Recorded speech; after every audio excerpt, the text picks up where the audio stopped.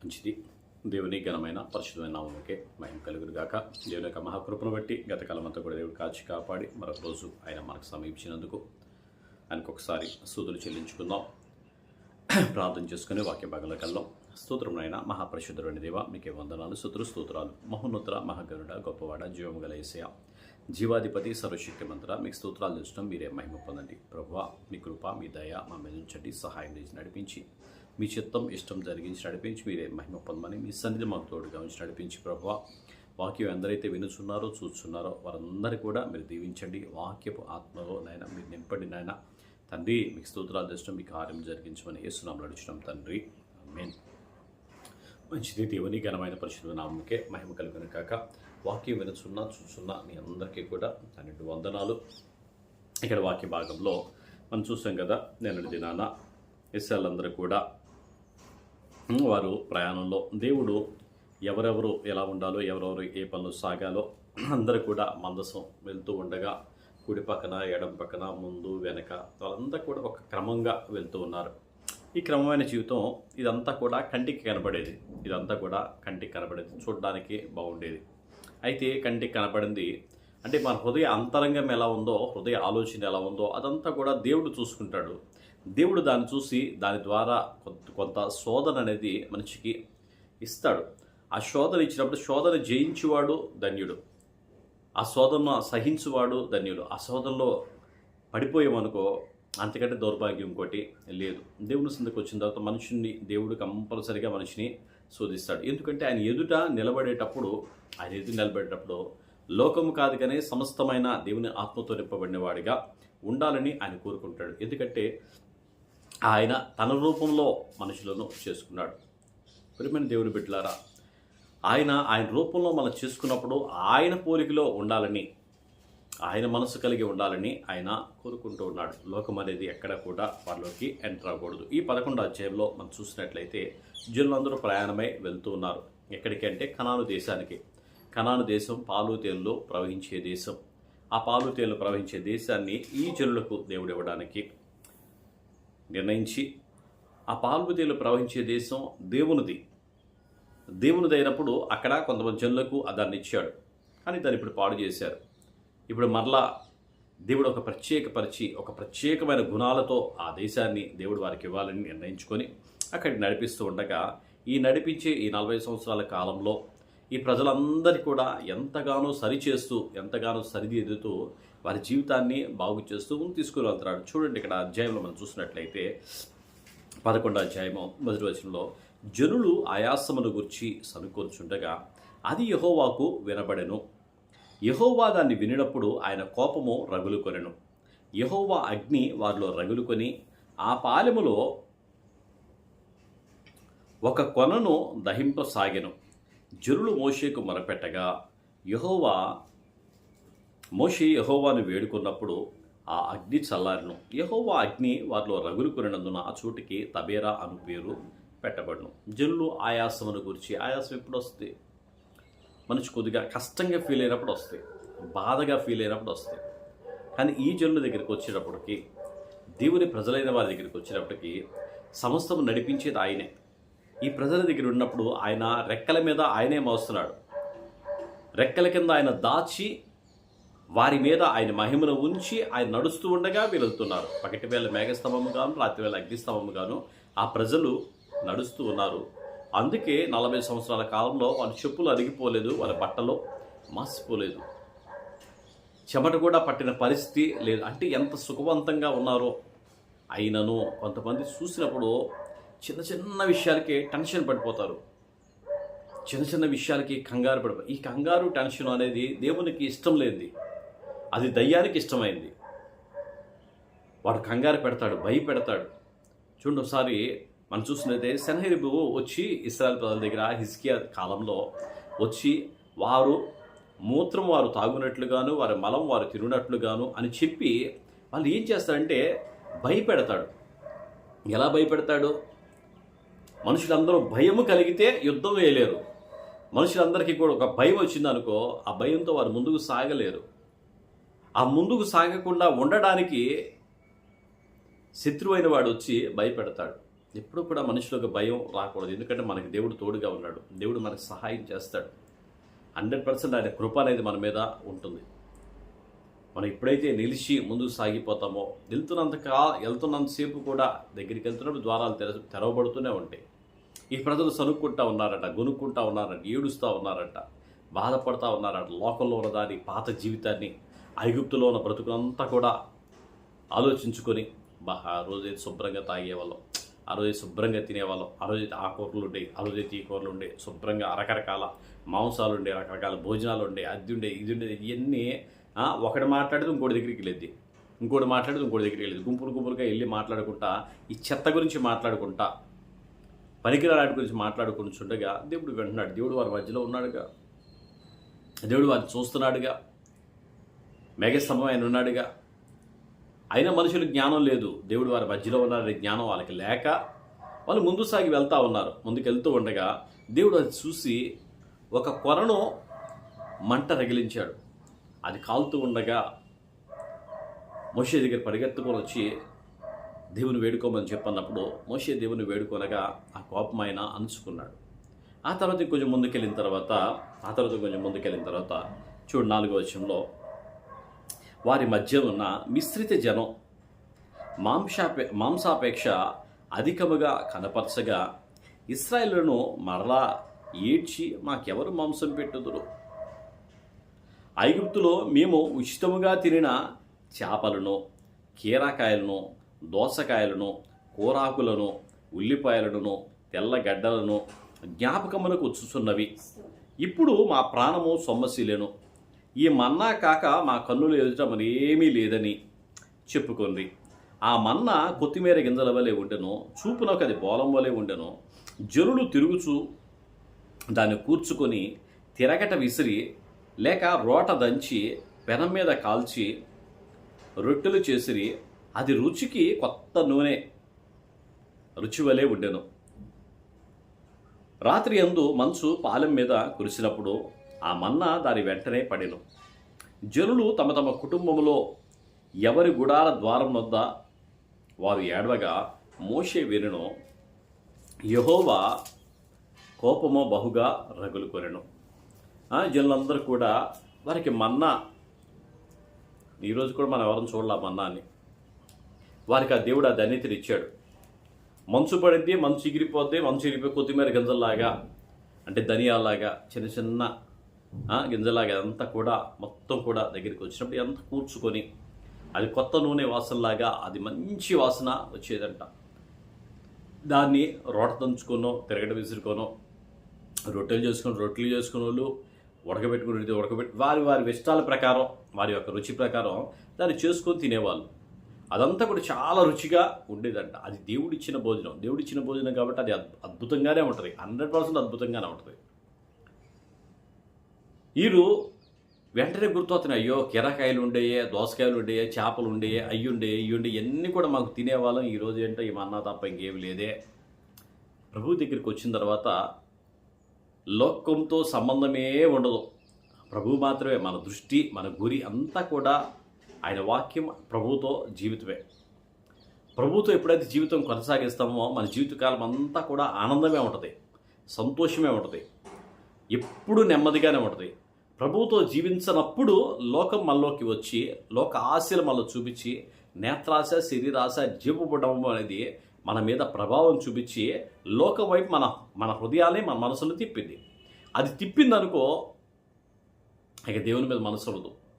దేవుడు ఎంత అద్భుతమైనది మనకిచ్చినా సరే మనసు ఎప్పుడు కూడా లోకం వైపే ఉంటుంది. ఇలాంటి మనసే వారికి కూడా అలాంటి మనసే వచ్చి దేవుడి మీద సనుక్కోవడం మొదలుపెట్టారు. దేవుడిచ్చిన దేవదూతలు తినే భోజనాన్ని, ఆ మన్నాని దేవుడు వారికి ఇవ్వగా అది వారికి ఎలా ఉందో, దేవుడు ఆ కోపం అనేది ఇక మోషేకి ఆ కోపం వచ్చింది, మోషేకి ఆ బాధ వచ్చింది. వాళ్ళందరూ కూడా మోషే దగ్గరికి వచ్చి, అయ్యా మేమైతే శుభ్రంగా అక్కడ ఉండేవాళ్ళం, ఐగుప్తులలో మాకు చేపలు దొరికాయి, ఉచితంగా వచ్చిన చేపలు దొరికాయి, అలాగే కీరాకాయలు వచ్చాయి, దోసకాయలు వచ్చాయి, ఉల్లిపాయలు వచ్చాయి, అన్ని రకరకాల వంటలు మేము చేసుకొని తినేవాళ్ళం. ఈ అరణ్యంలోకి తీసుకొని వచ్చావు, ఇక్కడ తినడానికి మన్నా తప్ప ఏమీ లేదు ఇక్కడ అని చెప్పి మోసే దగ్గర సనుక్కోవడం, గొనుక్కోవడం, గొడవ చేయడం, ధర్నా చేయడం అనేది మొదలుపెట్టారు. అందరూ కూడా వచ్చి మోషే ఇంటి దగ్గరికి వచ్చి మోషే డౌన్ డౌన్ అన్నారో ఏమన్నారో కానీ మొత్తం మీద ధర్నా చేయడం మొదలుపెట్టారు. మోషే దగ్గర గొడవ చేయడం మొదలుపెట్టాడు. గొడవ చేసినప్పుడు అదంతా కూడా 11వ వచనంలో, కాగా మోషే యెహోవాతో ఇట్లనెను, నీవేళ నీ సేవకుని బాధించితివి, నా మీద నీ కటాక్షము రానీక ఈ జనులందరి భారం నా మీద పెట్టనేలా, నేనే ఈ సర్వ జనమును గర్భమున ధరించితినా, నేనే వీరిని కంటినా, పాలిచ్చి పెంచెడు తండ్రి పసిపిల్లను మోయినట్లు నేను వీరి తండ్రులకు ప్రమాణపూర్వకంగా ఇచ్చిన దేశమునకు వీరిని నీ రొమ్మును ఎత్తుకొని పొమ్మని నాతో చెప్పుచున్నావు. దేవుడు అన్నాడంట, నీ రొమ్మును పెట్టుకొని నువ్వు రొమ్మును ఎత్తుకొని వారు తీసుకొని వెళ్ళు అని చెప్పి మోషేకి చెప్తే పాపం అలాగే భారంతోనే తీసుకొని వచ్చాడు. రొమ్మును పెట్టుకొని తీసుకొచ్చాడు. రొమ్మును పెట్టుకొని తీసుకొని వచ్చిన తర్వాత వీళ్ళు గొడవ చేస్తూ ఉంటే, అల్లరి చేస్తూ ఉంటే, వీళ్ళంతా కూడా ఇంతమంది జనాన్ని నేను గర్భాన కన్నానా, దేవుడి దగ్గరికి వచ్చి అడుగుతూ ఉన్నాడు, దేవుడి దగ్గర వేడుకుంటూ ఉన్నాడు. వాళ్ళ బాధ తట్టుకోలేనప్పుడు, వాళ్ళ వేదన వాళ్ళ యొక్క ఆలోచన, వాళ్ళ యొక్క గొడవపడే విధానం తట్టుకోలేనప్పుడు మోషే దగ్గరికి వచ్చి అడిగితే మోషే దేవుడి దగ్గరికి వచ్చి అడుగుతున్నాడు, వీళ్ళందరినీ నేను గర్భాన ధరించి నేను కన్నానయ్యా, వీళ్ళందరూ ఏంటయ్యా నా మీదకి వచ్చి గొడవ చేస్తున్నారు, నువ్వేగా వీళ్ళందరూ కూడా పంపించావు, వీళ్ళందరూ తీసుకెళ్ళి నువ్వేగా చెప్పావు, గుండెల మీద పెట్టుకొని తీసుకెళ్ళమని గుండెల మీద తంతున్నారయ్యా, నొప్పి తట్టుకోలేకపోతున్నారయ్యా అని చెప్పి దేవుడి దగ్గర మాట్లాడుతుండగా 11వ వచనంలో, ఈ సమస్త ప్రజలకు ఇచ్చుటకు మాంసం నాకెక్కడది, వారు నన్ను చూచి ఏడ్చుచు ఎలా ఏడ్చుంటారో, ఎంత ఏడ్చుంటారో, మోషేను చూసి ఏడ్చుచు, నన్ను చూచి ఏడ్చుచు తినుటకు మాకు మాంసం ఇమ్మని అడుగుతున్నారు. ఈ సమస్త ప్రజలను ఒంటిగా మోయ నా వల్ల కాదు, అది నేను భరింపలేని భారం. నీవు నాకిట్లు చేయదలిచిన ఎడల నన్ను చంపుము, నా మీద కటాక్షం వచ్చిన ఎడల నేను నా బాధను చూడకుండానట్లుగా నన్ను చంపు. ఆ బాధ కూడా వద్దయ్యా, నాకు చనిపోయేటప్పుడు ఆ బాధ వచ్చేదేమో, ఆ బాధ కూడా నాకు రాకుండా నువ్వు నన్ను చంపు ప్రభువా అని చెప్పేసి దేవుని స్నేహితుడిగానే ఉన్నాడు. ముఖాముఖిగా దేవునితో మాట్లాడేవాడు మోషే. అటువంటి మోషే దగ్గరికి వచ్చి వాళ్ళందరూ కూడా ఆయన చూసి ఏడుస్తూ, దేనికోసం అంటే మాంసం కోసం, తిండి కోసం. లోకమంతా కూడా కోటి విద్యలు కూటి కొరకే అంటారు కదా, ఈ తిండే సమస్తమైన తిండి కోసమే మనిషి బ్రతుకంతా అన్నట్లుగా. అందుకే యేసుప్రభువు దగ్గరికి వచ్చి వాడు మాట్లాడుతున్నాడు కదా, దుష్టుడైన వాడు, ఈ రాళ్ళను రొట్టెలుగా చేసుకొని నువ్వు తిను.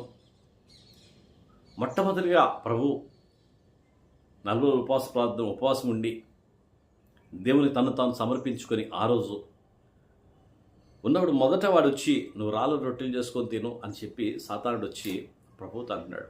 ప్రభు అన్నాడు కదా, మనిషి రొట్టె వల్ల కాదు కానీ దేవుని నోటి నుంచి ప్రతి మాట వల్ల జీవిస్తాడు అని చెప్పి అక్కడ చెప్పాడు. ఇక్కడ కూడా వీళ్ళందరూ కూడా ఈ ఆహారం గురించి వాళ్ళు శోధింపబడుతూ ఉన్నారు.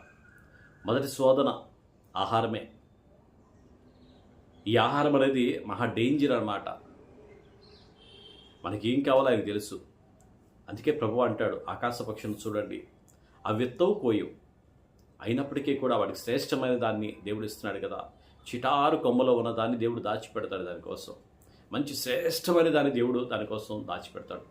అలాగే తన పిల్లలకు కూడా, తన ప్రజలకు కూడా దేవుడు అలాంటి శ్రేష్టమైన దాన్ని దాచిపెడతాడు. పరలోకంలో ఉండే ఆ పరలోకుడు కురిసిన ఆ మన్నాను దేవుడు వారికి ఇవ్వగా, మన్నా వారికి రుచించలేదంట. ఎందుకంటే లోకం అనేది వారిలో ఉండగా, లోక జీవితం అనేది వారిలో ఉండగా, ఏ మనిషి అయినా సరే లోకం మనిషిలోకి వస్తే దేవునితో సహవాసం కష్టమైపోద్ది. వారిని చూసో వీరిని చూసో మనం అలా లేమే ఎలా లేమే మనం అనుకుంటే, వారికి అది ఉంది ఏది ఉందని చెప్పేసి మనం వాళ్ళు చూసి ఏడుస్తూ మొదలు పెడితే మన జీవితంలో నెమ్మది ఉండదు. దేవుడు ఏది ఇచ్చినా దేవుని స్తోత్రం ప్రభువా అంటే మనిషిలోనికి నెమ్మది అనేది ఆయన మనలోకి వస్తాడు. ఆయనకి తెలుసు మన మీద ఆయన కృప ఉంది. మనకి ఏ సమయంలో ఇవ్వాలో తగిన కాలంలో తగిన సమయంలో సమస్తమును కూడా జరిగించేవాడు ఆయన. అన్నీ ఇస్తాడు. కానీ ఓర్పు సహనం మాత్రం మనకి చాలా అవసరం. చూడండి తర్వాత 16వ వచనంలో, అప్పుడు యెహోవా మోషేతో ఇట్లనెను, జనులకు పెద్దలనియు అధిపతులనియు నీవెరిగిన ఇశ్రాయేలు పెద్దల్లో నుండి 70 మంది మనుషులను నా యొద్దకు పోగు చేసి ప్రత్యక్ష గుడారమునకు వారిని తోడుకొని రమ్ము. అక్కడ వారు నీతో కూడా నిలవవలను. నేను దిగి అక్కడ నీతో మాట్లాడేదను. మరియు నీ మీద వచ్చిన ఆత్మలో పాలు వారి మీద ఉంచెదను. ఈ చెరువుల భారమును నీ ఒంటిగా మోయకుండినట్లు వారు దానిలో ఒక పాలు నీతో కూడా భరింపవలను. నీవు జనులను చూసి ఇట్లనుము, మిమ్మును మీరు రేపటికి పరిశుద్ధపరచుకోండి, మీరు మాంసం తిందురు. యెహోవా వినునట్లు ఏడ్చి, మాకు ఎవరు మాంసం పెట్టుదురు? ఐగుప్తులో మాకు బాగుగానే జరిగినదని మీరు చెప్పుకొంటిరి గనుక యెహోవా మీకు మాంసమిచ్చును, మీరు తిందురు. 1 దినం కాదు, 2 దినములు కాదు, 5 దినములు కాదు, 10 దినములు కాదు, 20 దినములు కాదు, 1 నెల దినముల వరకు, అనగా అది మీ నాసిక రంధ్రముల నుండి వచ్చి మీకు అసహ్యం పుట్టు వరకు దానిని తిందురు. ఎలయనగా మీరు మీ మధ్యనున్న యెహోవాను నిర్లక్ష్యం చేసి ఆయన సన్నిధిని ఏడ్చి ఐగుప్తులోండి ఎందుకు వచ్చిదిమి అని అనుకుంటుంది. ఐగుప్తులోండి ఎందుకు వచ్చామా అని అనుకున్నారంట.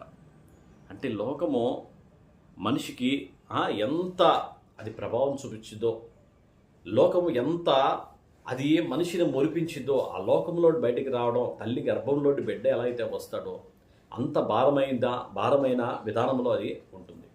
ఇక్కడ కూడా వీళ్ళందరూ కూడా సనుక్కుంటూ ఉన్నారు, రేపటికి మిమ్మల్ని మీరు పరిశుద్ధపరచుకోండి. మీరు మాంసం అడిగారుగా, మాంసం తింటారు. 1 రోజు కాదు, 2 రోజులు కాదు, 5 రోజులు కాదు, 10 రోజులు కాదు, 20 రోజులు కాదు, నెల రోజుల పాటు మీకు మాంసం దొరుకుతుంది.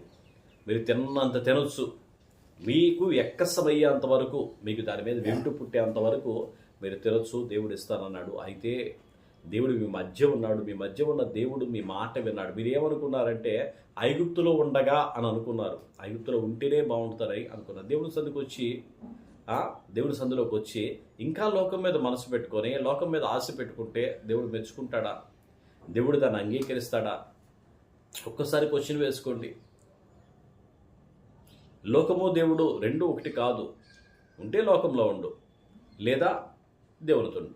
అందుకే లవోదికయ సంఘం వారితో కూడా దేవుడు మాట్లాడుతూ చెప్తున్నాడు కదా, నువ్వు చల్లగా అయినా లేవు, వెచ్చగా అయినా లేవు. నువ్వు చల్లగా ఉన్నా బాగుండేది, వెచ్చగా ఉన్నా బాగుండేది. అటు ఇటు కాకుండా నుల్లివెచ్చని స్థితిలో నువ్వు ఉన్నావు, నేను ఉమ్మి వేస్తానని చెప్పేసి దేవుడు మాట్లాడుతున్నాడు. ఈ ప్రజలు కూడా ఐగుప్తులో లేరు, అలాగనే కనాను దేశంలో కూడా లేరు. ఎక్కడున్నారంటే అరణ్యంలో మధ్యలో ఉన్నారు. అక్కడున్నా వదిలేసే పని ఎక్కడికి తీసుకెళ్ళినా దేవుని ప్రజలతో ఉన్నప్పుడు మండుతూ ఉండే పని. అలా కాకుండా ఇలా కాకుండా మధ్యలో ఉన్నప్పుడు అసలు ఏమి తోచని పరిస్థితి. దేవుని సన్నిధికి మనం వచ్చామంటే దేవునితో నడిచేవారిగానే ఉండాలి. దేవుని ఆత్మను పొందుకొని ఏ పరిస్థితులు అయినా సరే దేవునితో నిలిచేవారిగా ఉండమనేది అది ఆశీర్వాదం. దేవుడు వారి మాట అంతా కూడా మీ ఐగుప్తులో ఉంటే మంచిది. అక్కడ ఎందుకు సనిగారు వీళ్ళు? అక్కడ ఎందుకు ఏడ్చారు వీళ్ళు? అక్కడ ఎందుకు బాధపడ్డారు? దేవునికి ఎందుకు మొరపెట్టారు? ఆ కష్టం బాధ తట్టుకోలేకే కదా. ఆ బాధ తీరిపోయింది. ఇప్పుడు ఆ కష్టం అంతా తీరిపోయింది, ఆ నొప్పి అంతా మానిపోయింది. ఈరోజు మరలా మామూలే. ఇదంతా దేవుడు చూస్తూ ఉన్నాడు.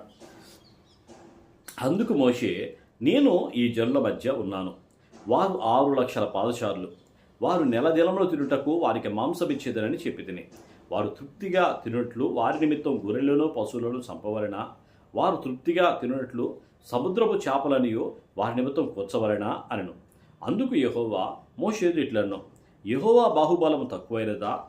నా మాట నీ ఎడల నెరవేరునో లేదో ఇప్పుడు చూచెదవు. మోషే బయటికి వచ్చి యెహోవా మాటలను జనులతో చెప్పి జనుల పెద్దల్లోని 70 మంది మనుషులను పోగు చేసి గుడారం చుట్టూ వారు నిలవబెట్టగా యెహోవా మేఘములో దిగి అతనితో మాట్లాడి అతని మీద వచ్చిన ఆత్మలో పాలు ఆ 70 మంది పెద్దల మీద ఉంచెను. కావున ఆ ఆత్మ వారి మీద నిలిచినప్పుడు వారు ప్రవచించిరి గాని మరలా ప్రవచించలేదు. ఆ మనుషులలో 2 పాలెములో నిలిచి ఉండిరి. వారిలో ఒకరి పేరు ఎల్దాదు, రెండో వారి పేరు మేదాదు. వారి మీద ఆత్మ నిలిచి ఉండెను. వారు వ్రాయబడిన వారు వారు వ్రాయబడిన వారిలో ఉండినవారు గుడారమునకు వెళ్ళక తమ పాలెములోనే ప్రవచించిరి. అప్పుడు ఒక యవనుడు మోషే యొద్దకు పరిగెత్తుకొని వచ్చి ఎల్దాదు మేదాదులు పాలెంలో ప్రవచించున్నారని చెప్పగా, మోషే ఏర్పరచుకున్న వారిలో నూనె కుమారుడును మోషేకు పరిచారకుడైన యెహోషువ, మోషే నా ప్రభువా వారిని నిషేధింపమని చెప్పాను. అందుకు మోషే, నా నిమిత్తము నీకు రోషం వచ్చిన యెహోవా ప్రజలందరూ అగునట్లు యెహోవా తన ఆత్మను వారి మీద ఉంచునుగాక అని అతనితో చెప్పారు. అప్పుడు మోషేయు ఇశ్రాయేలు పెద్దలను పాలెంలోనికి వెళ్ళిరి. తరువాత యెహోవా సన్నిధి నుండి ఒక గాలి బయలుదేరి సముద్రము నుండి పూర్యలను రప్పించి పాలెము చుట్టూ ఈ పక్కను ఆ పక్కను దిన ప్రయాణమంత దూరములో భూమి మీద 2 మూరల ఎత్తున వాటిని పడజేసెను. దేవుడు మోషే ప్రార్థించాడు, అయ్యా ఎంతమందిని నా వల్ల కాబట్టి 70 మందిని ఏర్పాటు చేసుకుని 70 మందిని కూడా తీసుకొని వచ్చాడు. అందులో 70 మందిలో 2 పాలెంలో ఉన్నారు. వారి పేర్లు రాసి దేవుడి దగ్గర నిర్ణయించాడు. దేవుడి ఆత్మ ఆ 70 మంది మీదకి వచ్చినప్పుడు వారందరూ కూడా ప్రవచిస్తూ ఉన్నారు. అందులో 2 పాలెంలో ఉండగా, పాలెంలో ఉన్నప్పుడు ఆ 2 పేర్లు, ఒకరి పేరు ఎల్దాదు, ఇంకొకరి పేరు మేదాదు, వాళ్ళిద్దరూ ఆ పాలెంలో ఉండి ప్రవచిస్తూ ఉండగా అందులో ఒక యవ్వనస్తుడు పరిగెత్తుకొని వచ్చేసి మోషే దగ్గరికి వచ్చి, అయ్యా ఒక 2 అక్కడే ఉండి ప్రవచిస్తున్నారు, వాళ్ళు ఇక్కడికి రాలేదయ్యా అని చెప్పేసి మోషేతో చెప్పగా, ఆ పక్కనున్న యెహోషువ అంటున్నాడు కదా, అయ్యా వారు ఎందుకు ప్రవచించాలి, వారికి ఆత్మ ఎందుకు ఉండాలి, అది ఉండడానికి వీల్లేదయ్యా అని చెప్పేసి మోషేతో అంటున్నాడు. మోషే అంటున్నాడు కదా, దేవుడు తన ప్రజలందరూ కూడా ప్రవక్తలుగా ఉండాలని కోరుకున్నాడు. తన ప్రజలందరూ కూడా ప్రవచించేవారిగా ఉండాలని దేవుడు కోరుకున్నాడు. దేవుడు అలాగే చేయునుగాక, అందరూ కూడా దేవుని ఆత్మతో నింపబడిన వారిగానే ఉందురుగాక అని చెప్పి దేవుడు మోషే యెహోషువకు చెబుతున్నాడు. నిజమే కదా, అంచెదినములో అందరి మీద కూడా ఆయన ఆత్మను కుమ్మరిస్తాను అని చెప్పి దేవుడు వాగ్దానం చేశాడు. అంచె దినాల్లో ఆత్మను కుమ్మరిస్తానన్నప్పుడు, అందరినీ ప్రవక్తలుగా ఉండాలని ఆశపడుతున్నప్పుడు మనమందరం కూడా దేవుని ప్రజలుగా, దేవుని యొక్క సొత్తుగా, దేవుని యొక్క ప్రవక్తలుగా, దేవుని యొక్క బిడ్డలుగా మనందరం కూడా ఉందుముగాక. అటువంటి కృప మన మీద ఉండునుగాక. ఆ తర్వాత దేవుడు చెప్పినట్లుగానే ఆ పాలెం మీదకి ఆ 2 మూరల ఎత్తున పూరేలను రాజేగా, పూరేలన్నీ కూడా పక్షులు వచ్చి కూడా ఆ పాలెం చుట్టూ కూడా 2 మూరల ఎత్తున పడగా, 2 మూరల ఎత్తున అవన్నీ రాగా, ఆ రాత్రంతా కూడా 32 కావున జనులు ఆ దినమంతా, ఆ రాత్రంతా, మరుసటి దినమంతా లేచి, ఆ దినమంతా, ఆ రాత్రంతా, మరుసటి 2 రోజుల పాటు ఆ పూరేలన్నీ కూడా కూర్చుకొని, పూరేలన్నీ ఇక నిద్ర లేదు, ఇక ఏమాత్రం రెస్ట్ లేదు, పగలంతా కూర్చుకున్నారు, రాత్రి అంతా కూర్చుకున్నారు. ఇక మరుసటి దినం కూడా వాళ్ళు వెళ్ళి అవన్నీ కూడా కూర్చుకొని వచ్చారంట. అందులో తక్కువ కూర్చుకున్నవాడు 100 తూములు కూర్చుకున్నాడు. ఆ పగలు, ఆ రాత్రి, మరుసటి దినం. తక్కువ కూర్చుకున్నవాడు 100 తూములు కూర్చుకున్నాడు. తక్కువ కూర్చుకున్నాడు, చాలా తక్కువ. మరి ఎంతోడు? ఎంత కూర్చుకున్నవాడు 100 తూములు కూర్చుకున్నాడు. మరి ఎంత కూర్చుకున్నాడు? ఎన్ని తూములు కూర్చుకున్నాడో?